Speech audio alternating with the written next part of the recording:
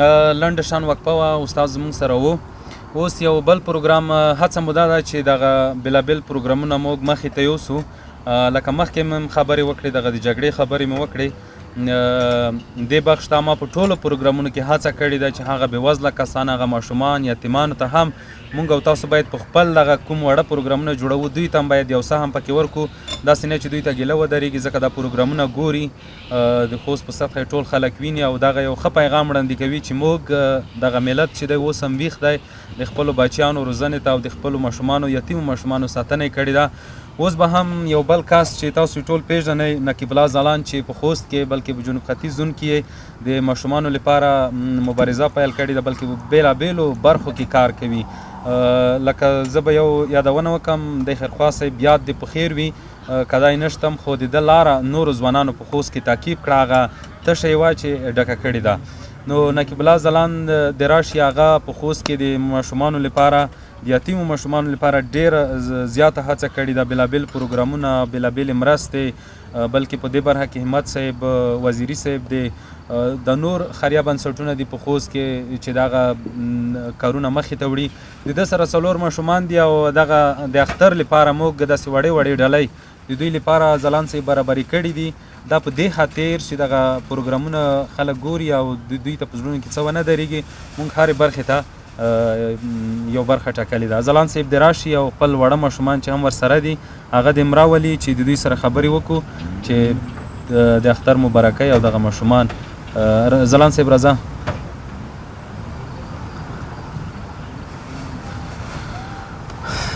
راځه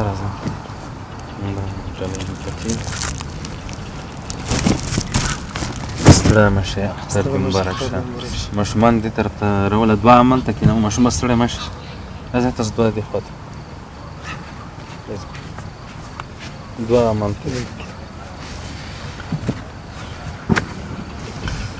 ځلاند صاحب ستړی مه شې، اختر مبارک شه. بدې چې ښه به وایي او دغه د اختر شپې او ورځې په خوښۍ کې تېرېږي. تاسو هم ستړي مه شئ. د ژمن تلویزیون لیدونکو او اورېدونکو ته لومړی سر کې د کوچني اختر مبارکي وایم. همداشان تاسو ته او د درنو همکارانو ته د کوچني اختر مبارکي. مننه. ځلاند صاحب تېر کال تېر شو، څومره هڅه مو وکړه د یتیمانو لپاره، بلکې راځو به د اختر خبرو ته چې څومره ماشومانو ته مرسته د هغې کړې ده او په دې برخه کې مو څومره کار وکړ، خپل هدف چې درلودو هغې ته ورسېد یا نه؟ دا چې په بنسټ کې ټاکلی هدف نه وي چې هر وخت موږ په دې هڅه کوو چې زیاتو کورنۍ لپاره یو څه پیدا کړو. بالکل. خو هغه چې موږ ټاکلی و تقریبا په د یو کال کې تقریبا 200 فامیلو ته موږ خوراکي توکي پیدا کړل. هغه څه په څنګ کې د ماشومانو لپاره د اختر جامې، د ماشومانو لپاره بوټونه، همداشان هغه لوازم چې دوی ورته ضرورت لرله موږ واخیستل او دوی ته ورکړل. څه خوښي احساسوي د هغه اختر شپو ورځو کې تاسو د دوی سره نږدې پاتې کېږئ؟ د ماشومان څومره ورته خوښ دي؟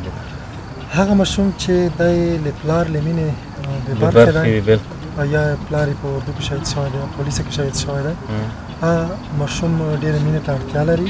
دوی ته باید زیاته مینه ورکړل شي تر څو د نورو ماشومانو رقم ته دوی هم ونځول شي، په اختر کې لباس ورته واخیستل شي، بوټونه ورته واخیستل شي. خو موږ نهایي هڅه کړې ده چې هغه ماشومان څومره چې زموږ بنسټ او ملګري په دې توانېدلي چې لنډ مثال به ووایم چې په کوچني اختر کوم تقریبا 90 ماشومانو ته د اختر کالي واخیستل او د هغې څخه په څنګ کې بوټونه مو ورته واخیستل. نهایت دومره خوشحال وي لکه یو پلار چې دې دپاره جامې راوړي یا بوټونه. داسې وخت هم شوی دی چې پیسې در سره نه وي یا یتیمانو درته سوال کړی وي اختر کې یا نورو برخو کې، بیا هم څه احساس کړی؟ ژوند دی نهیلي زیاته ده، ځکه ټولنه هم شته، قسم قسم خلک هم شتون لري. خو تر اوسه پورې بیا هم د خدای نه ډېر راضي یم. هر کله چې یوې کورنۍ زموږ څخه غوښتنه کړې ده، خدای پاک مې راون شوی دی، دوی دپاره موږ څه پیدا کړي دي. ډېر ښه. دا ماشومان د کوم ځای دي؟ یو کوم خبرې کولی شي ماشومان؟ دا ماشوم به درته ووایي. ستړی مه شې، اختر دې مبارک شه. د کوم ځای ته؟ اختر دې تاسو مبارک شه. زه د روزنتون یم. روزنتون کې بیا حدث مو اوسېږو. څنګه دا د روزنتون کې اختر کې ډوډۍ دا شیان درکوي؟ هو بیا هر روزنتون کې موږ ته هر څه موجود وي په عید کې، لکه څرنګه چې په کورونو کې خلکو ماشومانو ته هر څه موجود وي، همداشان موږ ته هم هر څه موجود وي. ښه. یعنې د دې حالت نه خوښ یې؟ او له دې حالت څخه موږ ډېر خوښ. دولت د حکومت خوست کې کوم چارواکي د اختر کې کوم پروګرامونه درته جوړوي چې چکر ته لاړ شئ یا بل ځای ته لاړ شئ؟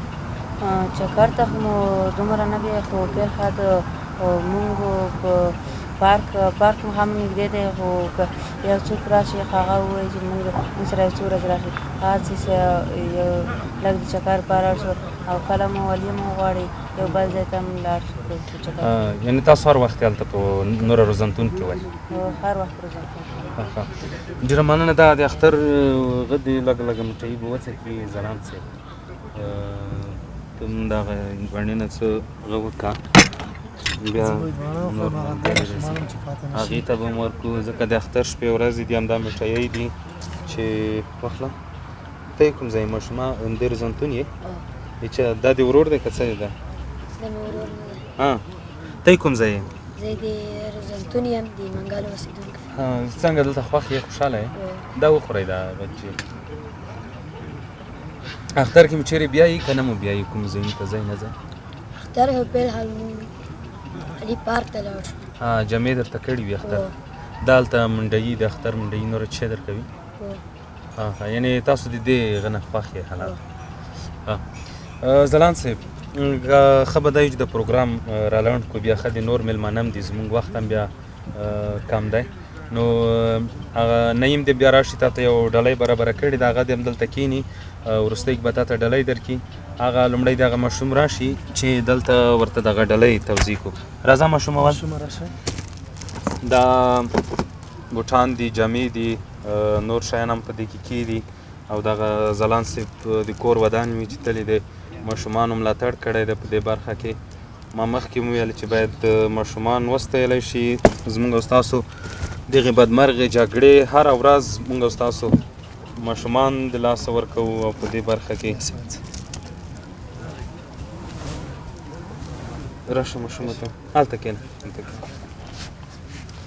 دا بله مو واخله ځلاند صاحب.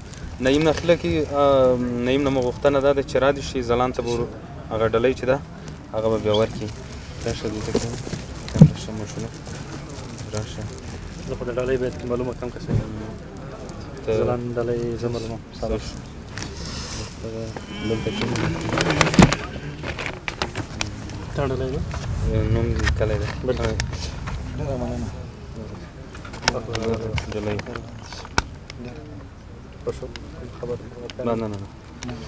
دا ځلاند صاحب د ډېر غټې ډالۍ مستحق دی چې باید دی وستایلی شي، خو د اختر شپې ورځې دي، هڅه مو دا ده چې دومره هغه پروګرام سره جوړ کړی وي چې دوی هم خفه نه شي، مقصد چې ځلاند صاحب کني ته د ډېر غټ ډالۍ مستحق وي، خو وخت نه وخت زموږ سره یې په پروګرامونو کې نورو پروګرامونو کې به هم راځي، هڅه مو دا دی چې په نورو پروګرامونو کې هم دې وستایو. خو اوس به داسې وکړو چې تاسو لاړ شئ، نور میلمانه به هم راشي، شاید د ماشومان هم چېرته ځي، د اختر شپې ورځې دي. ډېره مننه. که څه خبرې لرې؟ ژوند تلویزیون له ټولو کارکوونکو څخه یوه نړۍ مننه چې تل یې زموږ سره په هره برخه کې همکاري کړې ده، نه تنها د ماشومانو په روزنه کې، په بېلابېلو برخو کې زموږ لاسنیوی کړی. مننه. بس ښه وخت لرې. راځه ماشومه داسې راشي. د ژمن تلویزیون درنو لیدونکو، دویمه برنامه هم پای ته ورسېدله. هڅه مو دا ده چې نور داسې پروګرامونه هم لرو، د کتابونو ډالۍ هم لرو. هڅه مو دا ده چې هرې برخې ته یو وخت ورکړی دی. نو یتیم ماشومان زموږ او ستاسو په افغانستان کې ډېر دي، بې حده ډېر دي. هره ورځ موږ او تاسو په جنګ کې ډېر کسان د لاسه ورکوو، ماشومان یتیمان کېږي، خو دولت هم هڅه کړې ده، ولس هم هڅه کړې ده چې په دې برخه کې همکاري وکړي، هڅه وکړي. خدای دې وکړي چې نور دغه بدمرغه جګړه ورکه شي او په افغانستان کې یو دایمي سوله راشي. یادونه باید وکړم چې زموږ سره یو بله یادونه چې ډاکټر هاشم چې تاسو به یې ټول پېژنئ چې څو کاله وړاندې په یو بمي چاودنه کې خپلې دواړه پښې د لاسه ورکړلې، معیوب شوی دی، خو هڅه یې کړې ده چې د سیتامې په برخه کې د ډېر زیات کار کړی دی. تقریبا 200 بستریز روغتون دی، هر سهار دی جګیږي او په دغې مریضانو باندې ګرځي، نه یوازې دی چې دی یوازې بلکې نور محصلین د سره دي او هغې ته هم سپارښتنه کوي. د دې نه وروسته به ډاکټر هاشم او ورسره د سیتامې معاون ګل محمدین هم راځي، د هغې سره به هم موږ ځانګړی بحث لرو او یوه ډالۍ چې د سیتامې لخوا دوی ته ستاینلیک دی هغه به هم ورکولی کېږي.